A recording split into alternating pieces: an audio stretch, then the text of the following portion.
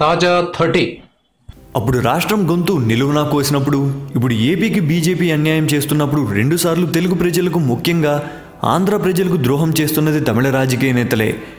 ఆ రోజున సుభిక్షంగా ఉన్న రాష్ట్రాన్ని ముక్కలు చేయడానికి తమిళనాడుకు చెందిన చిదంబరం కుట్రలు చేశారు.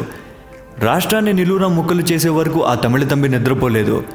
ఇక ఇప్పుడు రాష్ట్రానికి న్యాయం చేయాలని 5 కోట్ల ఆంధ్రులు చేస్తున్న పోరాటానికి తుట్లు పొడిచేందుకు కూడా తమిళనాడులోని అన్నాడీఎంకే ప్రభుత్వాన్ని వాడుకుంటున్నాడు మోడీ.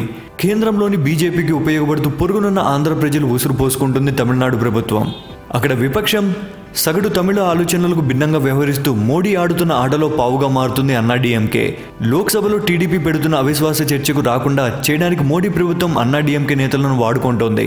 ప్రత్యేక హోదా కోసం పార్లమెంటు వేదికగా ఏపీ ఎంపీలు చేస్తున్న పోరాటాన్ని అడ్డుకునేందుకు బీజేపీ భారీ ప్లాన్ వేస్తుందని రాజకీయ విశ్లేషకులు చెబుతున్నారు.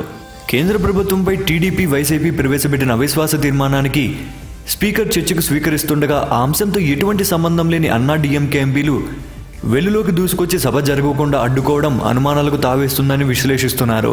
సోమవారం ఉదయం 11 గంటలకు ప్రారంభమైన లోక్సభ మొదలైన 30 సెకండ్లకే వాయిదా పడడం, మళ్లీ 12 గంటలకు తిరిగి ప్రారంభమైన అవిశ్వాసంపై చర్చ జరిగేందుకు అవకాశం రాకుండా అన్నాడీఎంకే టీఆర్ఎస్ ఎంపీలు ఆందోళన చేయడం చూస్తుంటే అంతా అనుకున్నట్లే జరిగిందంటున్నారు ఇతర పార్టీ ఎంపీలు.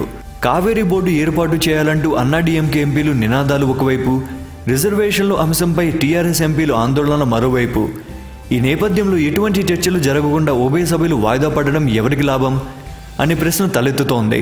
టీడీపీ వైసీపీ అవిశ్వాస నోటీసులు అందాయని, సభ సజావుగా సాగేందుకు సభ్యులు సహకరించాలని, అవిశ్వాస తీర్మానంపై ఓటింగ్ నిర్వహించేందుకు వీలు కల్పించాలని స్పీకర్ సుమిత్రా మహాజన్ విజ్ఞప్తి చేసినా దీంతో సభ సజావుగా లేనందున అవిశ్వాస తీర్మానంపై చర్చ జరపలేమంటూ, నిరసనల మధ్య కౌంటింగ్ సాధ్యం కాదంటూ స్పీకర్ సుమిత్రా మహాజన్ లోక్సభను వాయిదా వేశారు.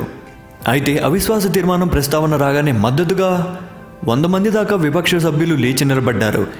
ఇదే సమయంలో టీడీపీ వైసీపీ ఎంపీలు వెల్లులో ఉన్న అన్నాడీఎంకే ఎంపీలకు నచ్చజెప్పే ప్రయత్నం చేసిన వాళ్ళు వెనకపోగా కావేరీ జలాలు, జల్లికట్టు లాంటి నినాదాలు వచ్చినప్పుడు మీరేమైనా మాకు సహకరించారా అంటూ ప్రశ్నించినట్లు చెబుతున్నారు.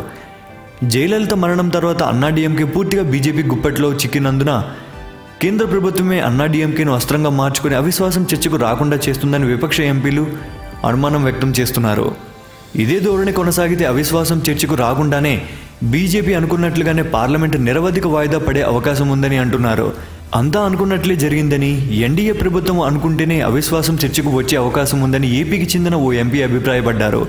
సభ సజావుగా లేదనుకుంటే ఆందోళన చేస్తున్న వారిని సస్పెండ్ చేసి అవిశ్వాసంపై చర్చ చేపట్టవచ్చని, కానీ బీజేపీ అంత సాహసం చేస్తుందని అనుకోలేదన్నారు. కేంద్ర ప్రభుత్వంపై గెలవాలనే ధీమాతో అవిశ్వాసం పెట్టలేదని, మన రాష్ట్ర సమస్య దేశవ్యాప్తంగా తెలియాలని పెడుతున్నామని టీడీపీ నేత ఒకరు చెప్పారు. కానీ బీజేపీ మాత్రం ఏపీకి జరిగిన అన్యాయంపై చర్చ జరిపేందుకు కూడా సిద్ధంగా ఉన్నట్లు కనిపించడం లేదు. Thank you viewers. ఈ వీడియో మీకు నచ్చితే లైక్ బటన్ టచ్ చేయండి. తాజా 30 ఛానల్కు సబ్స్క్రైబ్ చేయండి. మీ మిత్రులకు షేర్ చేయండి.